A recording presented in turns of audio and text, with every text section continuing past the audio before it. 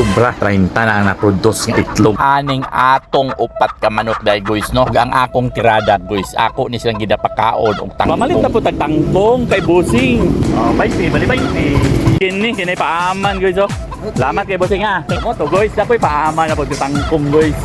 Muna po niya mo ang schedule karong adlaw no kay Domingo mang dako. Mangadton pud mi sa mabuhay pagkaon tangkong sa pabo ni Madam. Nana po mi rin sa mabuhay guys. Kaya pakauno na po na mo mga manok o pabo ni Madam. Nya pinauna man ang bahaw ni Madam o pagkaon sa mga manok na unsa man si Madam oy katadtad bagay kog tangkong. Amo ada ning ginapagawas ning mga dagko guys para dili matugaw sa paglumlom ning Bisaya. May ubo ang alagang pabo ni Madam. Painumin natin ha. Aw gipainom din na mog suka ug tuyo ba para lamas na kuwang.